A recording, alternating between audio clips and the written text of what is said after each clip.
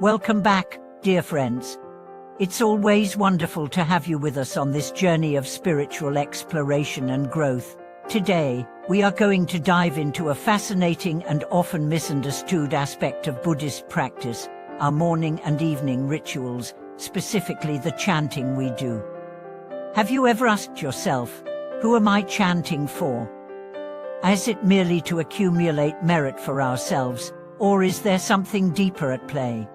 In this video, we will explore the true purpose behind these practices and how they serve not only our personal development but the well-being of all sentient beings. Chanting is a fundamental part of daily life for many Buddhists, whether it is the recitation of sutras and mantras or simply invoking the name of the Buddha. However, have we ever stopped to reflect on why we perform these rituals each morning and evening?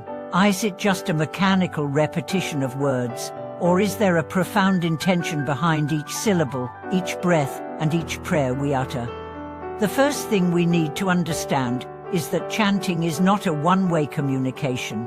It is often assumed that we are merely chanting for the Buddha, or for the Bodhisattvas, or even for the gods, but the deeper truth is that we are chanting for ourselves, and for everyone else, too. The power of chanting lies in its ability to transform the mind, purify the heart, and generate positive energy that ripples out to benefit all beings. Let's begin by understanding the essence of chanting in Buddhism. At its core, chanting is a form of mindfulness, a practice that brings our scattered thoughts and emotions into a singular focus.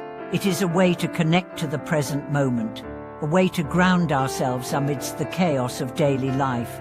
And this connection, while personal, has a profound effect on the world around us. Each time we chant with sincerity, we are participating in the collective energy of the universe, bringing peace, calm, and clarity, not just to ourselves, but to all beings we are connected to. So, the first answer to the question, who are we chanting for, is clear. We chant for ourselves, to cultivate mindfulness, focus, and a deeper connection to the present moment.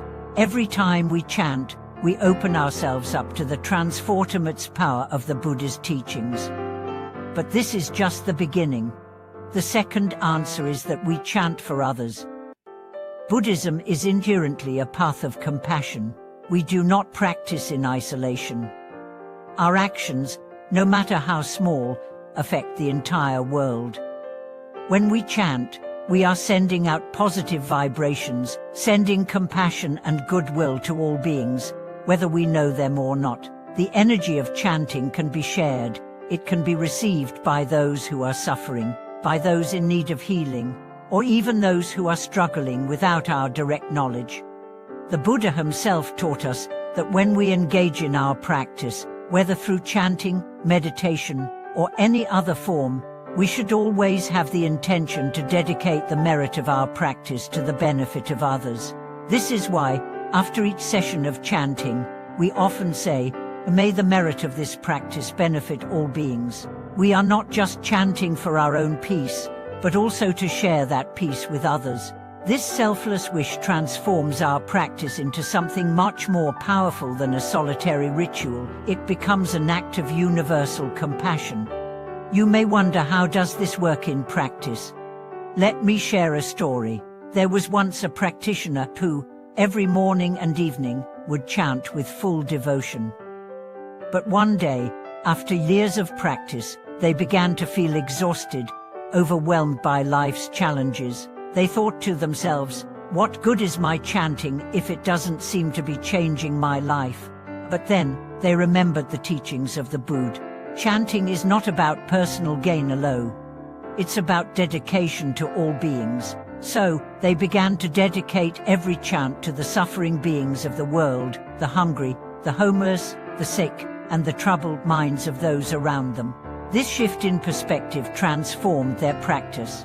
They no longer saw chanting as a personal act, but as an offering to the universe, a shared act of compassion that benefited not only their own peace but also the peace of others. This brings us to a deeper level of understanding about chanting. When we chant for others, we align our minds with the broader fabric of compassion that connects all of us. We see beyond our own narrow concerns and begin to open our hearts to the suffering and joy of others. Every mantra, every prayer, every syllable becomes an offering, a wish for others to be free from suffering, to be free from ignorance, and to find peace. And there is a third, even more profound layer to this question. We are chanting for the entire universe. Now, this might sound abstract, but it's an essential aspect of Buddhist practice. The Buddha teaches that all beings, all phenomena, are interdependent. We are not separate from the world around us. When we engage in any practice, whether it is chanting, meditation, or offering, we do so with the understanding that our actions affect the world, and the world affects us. Chanting is a way of tapping into the universal energy of compassion and wisdom. Each time we recite the Buddha's name or a mantra, we are participating in a collective field of positive energy. Just as a drop of water creates ripples across the surface of a pond, our practice, though seemingly small, creates a ripple effect that spreads through the fabric of existence, touching all beings and all realms. Our chanting connects us to the great chain of cause and effect, transforming not just our individual minds, but also the collective consciousness of the world. This concept is often referred to as the interdependence of all beings. The Buddha taught that nothing exists independently. Everything is interrelated. When we chant for the benefit of others, we are not merely helping individuals, we are helping the whole of existence. Every chant that arises from a sincere heart is like a wave that ripples out across the ocean, connecting all of us to a shared source of wisdom, compassion, and light. So, in answer to the question, who are we chanting for? We chant for ourselves, to awaken and purify our own minds. We chant for others, to share our compassion and contribute to their well-being. And we chant for the universe, to connect ourselves to the greater flow of existence and to contribute to the healing of the world. But perhaps the most profound understanding of chanting comes when we realize that this practice, when done sincerely, has the power to transform us in ways that words alone cannot express. It is not about what we say, it is about how we say it. The vibration of the mantra, the energy of the practice, and the intention behind our words all converge to create a force that transcends the limits of our individual selves and connects us to something much greater. To those of you watching today, I encourage you to reflect on your own chanting practice. Who are you chanting for? Are you chanting with mindfulness and intention? Are you connecting with the deeper meaning behind each syllable?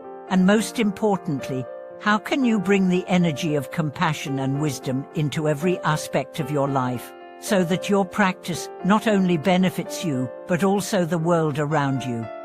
Thank you so much for watching today's video. If this teaching resonated with you, I invite you to reflect on your own practice and share your thoughts in the comments. How has your chanting impacted your life? What intentions do you hold when you chant? Let's continue to support each other on this path of awakening. If you found this video helpful, please like, share, and subscribe to continue receiving more teachings that deepen your practice and help you transform your life. Thank you for watching this video. May your chanting bring peace, joy, and wisdom, and may your practice continue to benefit all beings. Until next time, may your heart be open and your intentions pure.